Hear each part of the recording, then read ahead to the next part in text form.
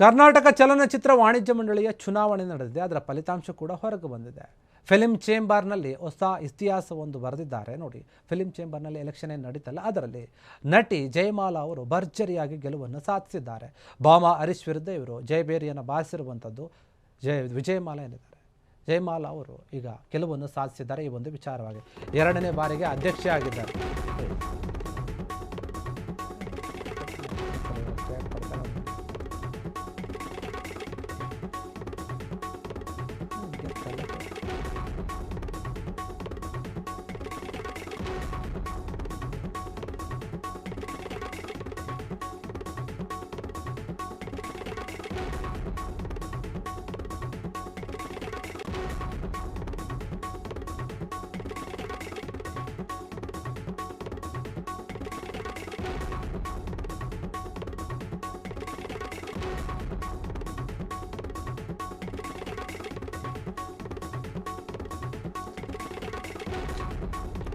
ಕರ್ನಾಟಕ ಚಲನಚಿತ್ರ ವಾಣಿಜ್ಯ ಮಂಡಳಿಯ ಚುನಾವಣೆ ಆಯಿತು. ಆ ಚುನಾವಣೆಯಲ್ಲಿ ಗೆಲುವು ಕೂಡ ಸಾಧಿಸಿದರು ನಟಿ ಜಯಮಾಲಾ ಅವರು.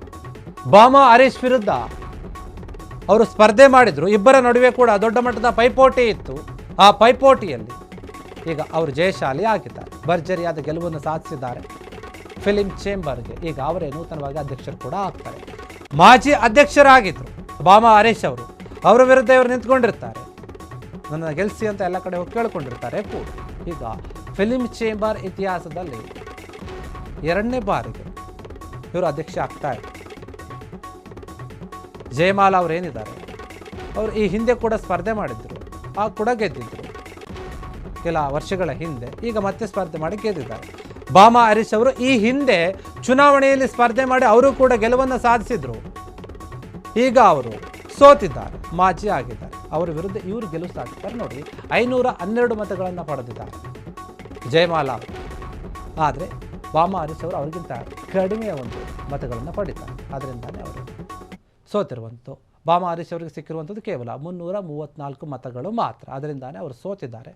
ಈಗ ನೂತನವಾಗಿ ಅಧ್ಯಕ್ಷರಾಗಿ ಆಯ್ಕೆಯಾಗಿದ್ದಾರೆ ಜಯಮಾಲಾ ಅವರು.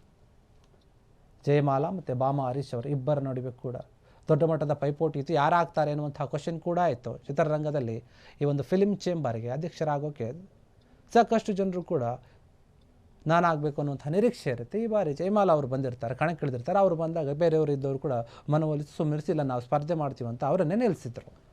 ಬಾಮಾ ಹರೀಶ್ ಅವ್ರಿಗೂ ಕೂಡ ತುಂಬ ದೊಡ್ಡ ಮಟ್ಟದ ವಿಶ್ವಾಸ ಇತ್ತು. ಈ ಬಾರಿ ನಾನು ಗೆಲ್ತೀನಿ, ಯಾಕಂದರೆ ಕಳೆದ ಬಾರಿ ಅವರೇ ಆಗಿದ್ದರು ಅಧ್ಯಕ್ಷರು. ಆ ವಿಶ್ವಾಸದಲ್ಲಿ ಅವರು ಈ ಬಾರಿ ಕೂಡ ಸ್ಪರ್ಧೆ ಮಾಡಿದರು. ಆದರೆ ಅವರಿಗೆ ಸೋಲಾಗಿದೆ. ಬಾಮಾ ಹರೀಶ್ ಅವರಿಗೆ ಸಿಕ್ಕಿರುವಂಥದ್ದು 334 ಓಟ್ಗಳು ಮಾತ್ರ. ಆದರೆ ಜಯಮಾಲಾ ಅವರಿಗೆ ಸಿಕ್ಕಿರುವಂಥದ್ದು 512 ಓಟ್ಗಳು. ಇದರಿಂದ ಜಯಮಾಲಾ ಅವರು ಈಗ ಅಧಿಕೃತವಾಗಿ ಅಧ್ಯಕ್ಷರಾಗಿದ್ದಾರೆ. ಇನ್ನು ಅಧಿಕಾರವನ್ನು ವಹಿಸಿಕೊಂಡಿಲ್ಲ, ಬಟ್ ಎಲೆಕ್ಷನ್ನಲ್ಲಂತೂ ಗೆದ್ದಿದ್ದಾರೆ. ಕ್ಷಣ ಕ್ಷಣದ ಸುದ್ದಿಗಳಿಗಾಗಿ ಫ್ರೀಡಂ ಟಿವಿ ಸಬ್ಸ್ಕ್ರೈಬ್ ಮಾಡಿ, ಲೈಕ್ ಮಾಡಿ ಹಾಗೂ ಫಾಲೋ ಮಾಡಿ. ಹೊಸ ಸುದ್ದಿಗಳ ನೋಟಿಫಿಕೇಶನ್ಗಾಗಿ ಬೆಲ್ ಐಕಾನ್ ಮೇಲೆ ಕ್ಲಿಕ್ ಮಾಡಿ.